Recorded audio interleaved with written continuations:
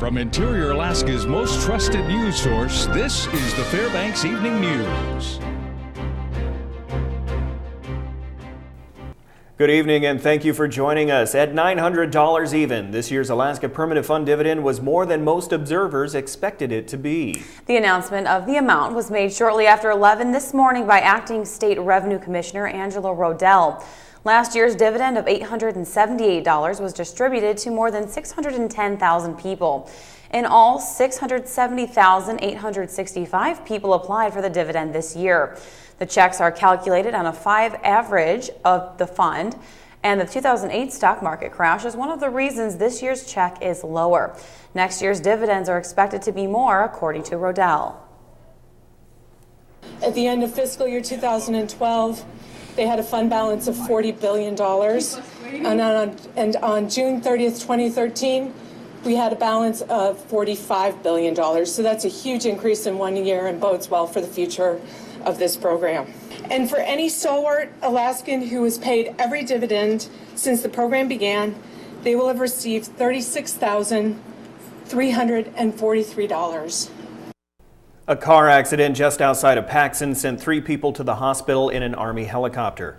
The accident occurred just before 11 a.m. at mile 188 of the Richardson Highway.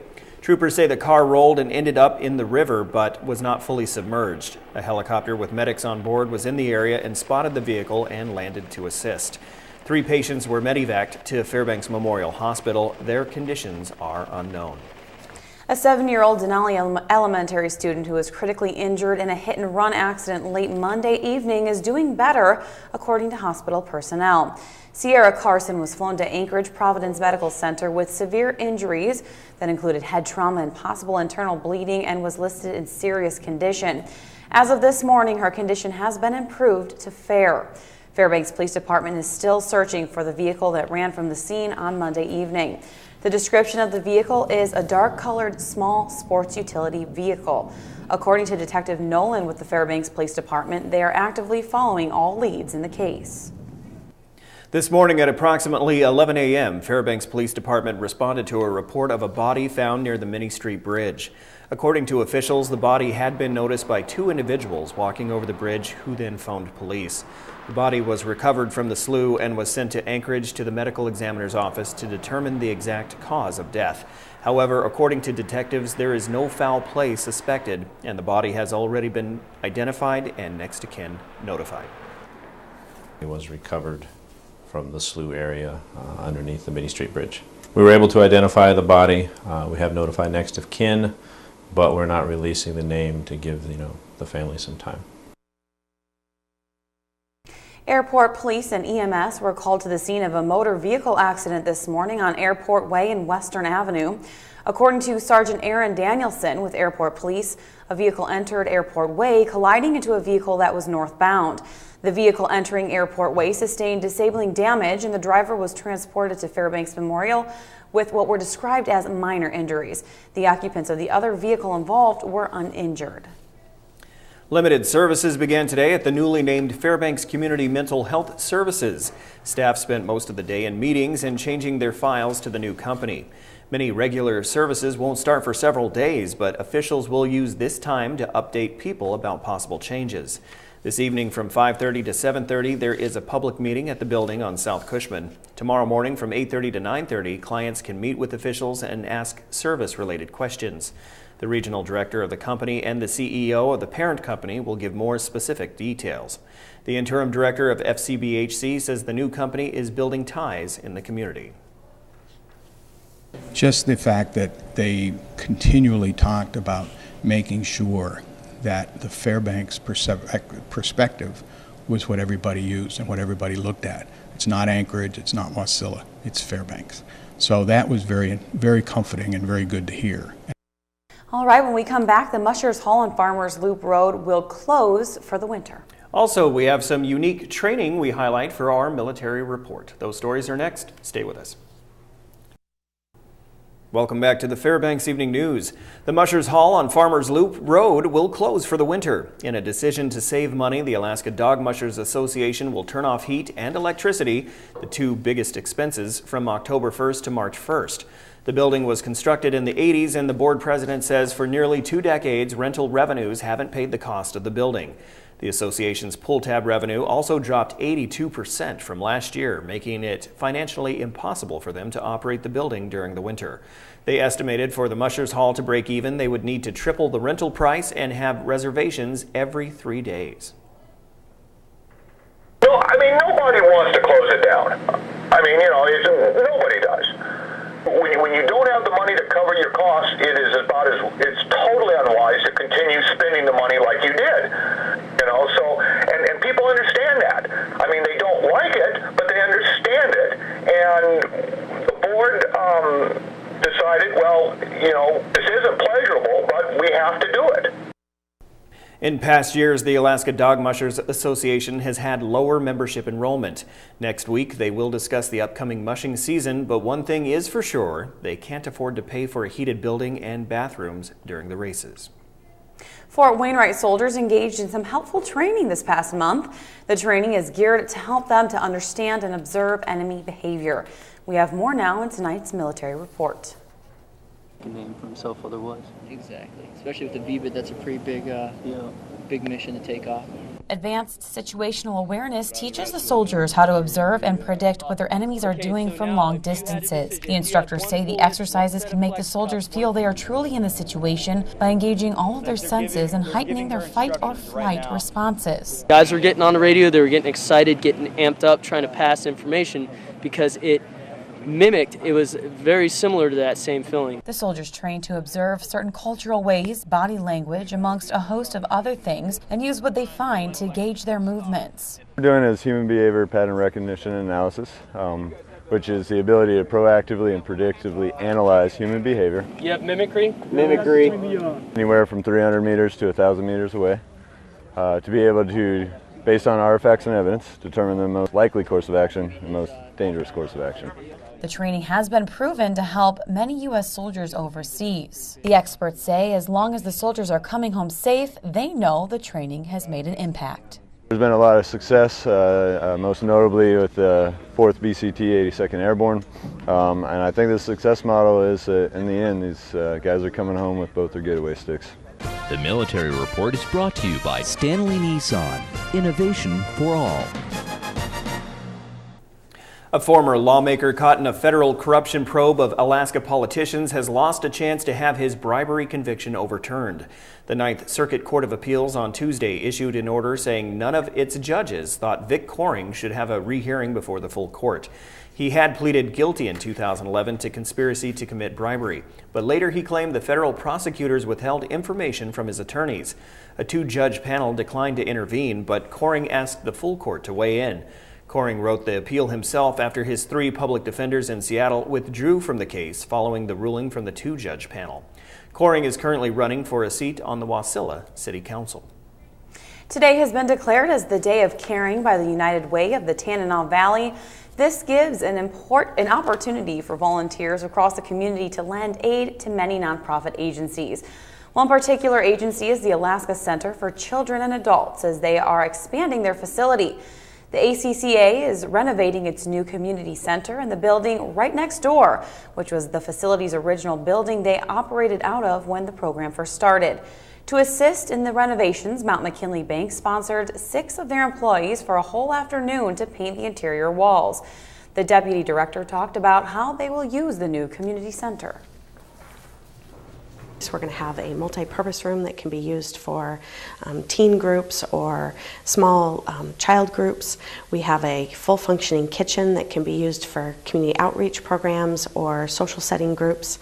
We have a treatment room that's being used by contract therapists. So we have a number of different things that are going on.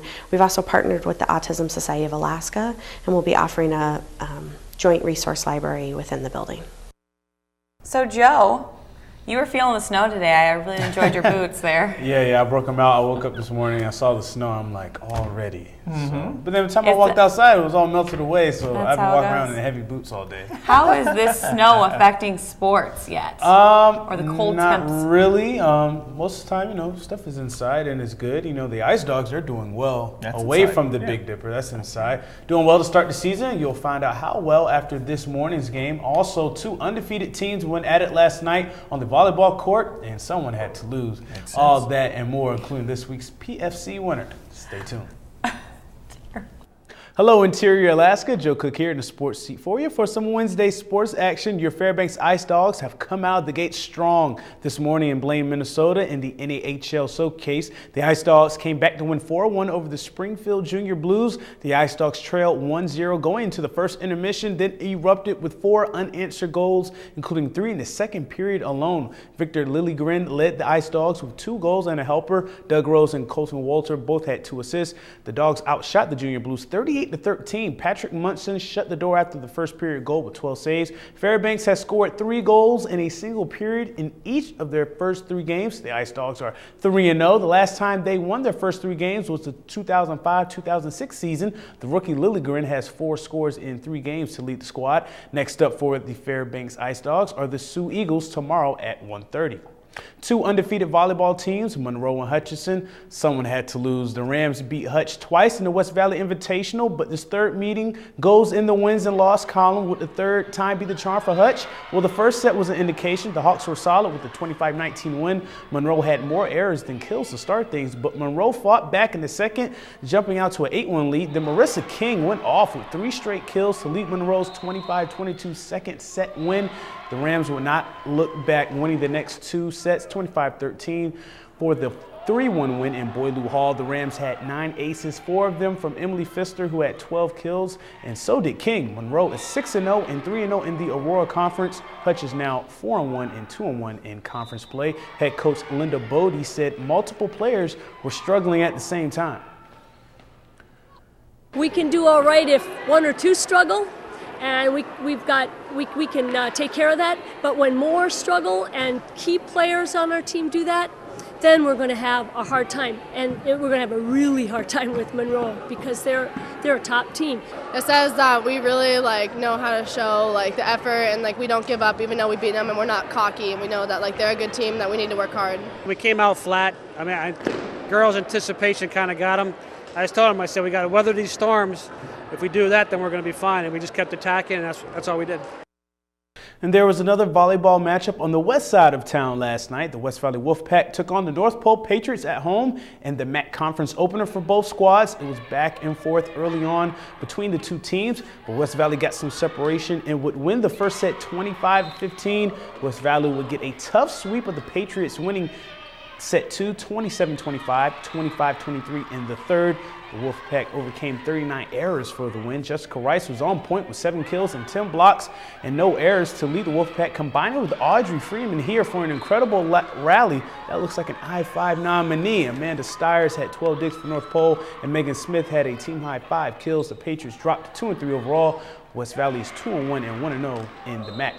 The West Valley Wolfpack got a season sweep of their rivals on Tuesday, barely. The Wolfpack won yesterday's dual meet 4-3 and also won their dual meet on August 27th 4-3. Yesterday, the Lathrop boys did the heavy lifting, winning boys number 2 singles, boys doubles, and mixed doubles, led by the brother-sister duo of Rachel and Alex Jordan. They won 6-4, 6-4 over Harrison Alford and Catherine Sample, but West Valley had a stud in the ladies. West Valley won both girls singles matches and girls doubles.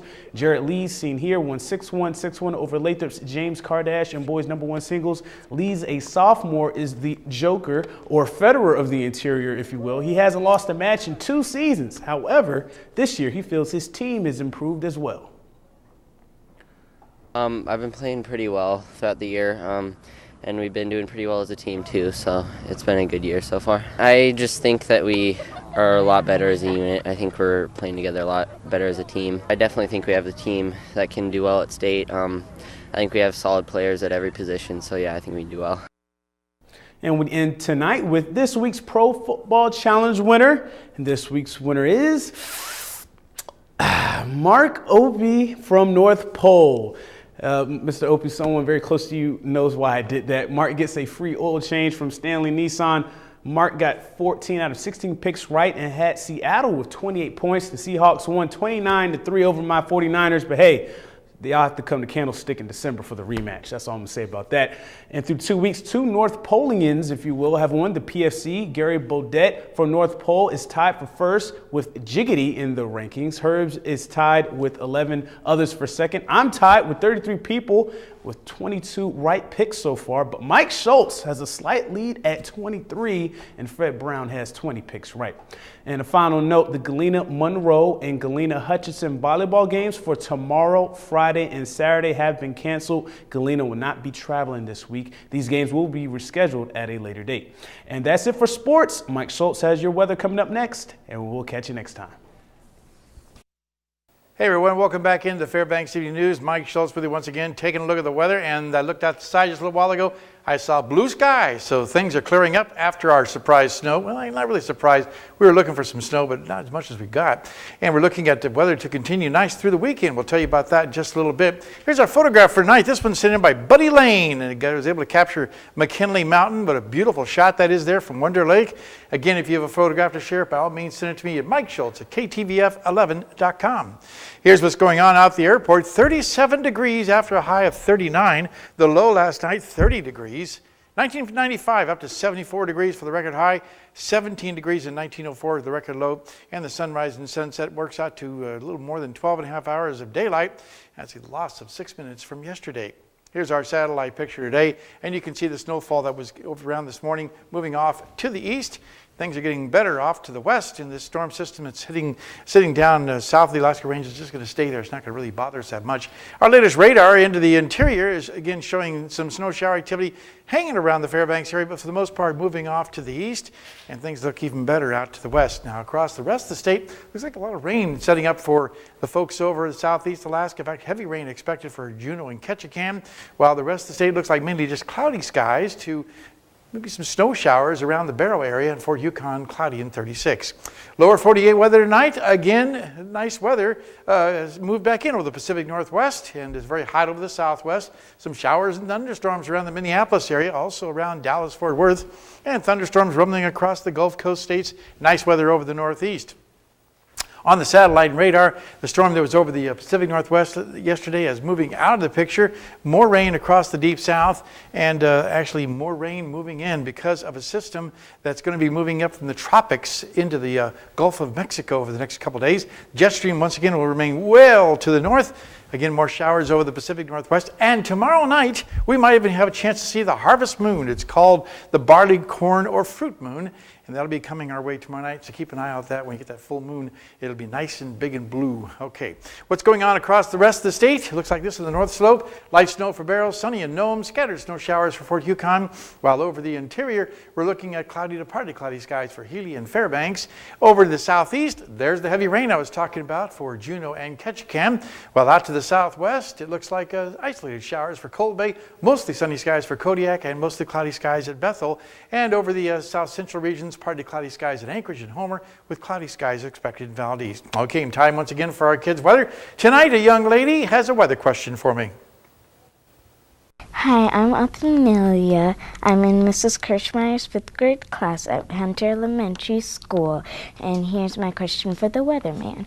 How are tornadoes formed? And the most important thing you need for tornadoes, obviously, is severe thunderstorms. That's the main catalyst for tornadoes. And a real quick fact for you, no state in the United States is free from tornadoes. Everybody has tornadoes at one time or another. They're just different levels of intensity. Tomorrow night, the teacher will be here to share a weather fact with us. Okay, here's your forecast for the remainder of the night. 29 degrees, mostly cloudy skies, a few isolated snow showers. Tomorrow's forecast, 42 degrees, continued cloudy skies and light winds. And the extended forecast, no snow in the forecast. How about that? And temperatures actually rising to the low to mid 40s. Maybe some showers of rain, maybe Saturday night into Sunday, but again, no snow. And Joe is beaming from one ear to the other. Overnight lows, again, pretty chilly, right around 30 degrees, a little cooler for Friday and Saturday. So I can pack up my boots. It ain't snow. No, I'm just giving you, this Mother Nature saying, I gave you a warning. I'll be here later on. Joe, she let you try them on, make sure they were nice and cozy. Yeah, break them in a little bit, Break them in. And snow that mixes with mud is called snert. It's true. So that's what we had mountains. So you of had the late snare last today. night. And There was quite a lot snow of and rain snow. is snane. So you do great now.